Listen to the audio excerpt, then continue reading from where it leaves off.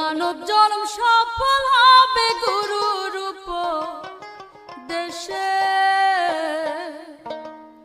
গুরুচরণ অমূল্য ধন বাঁধ ভক্তি রসে।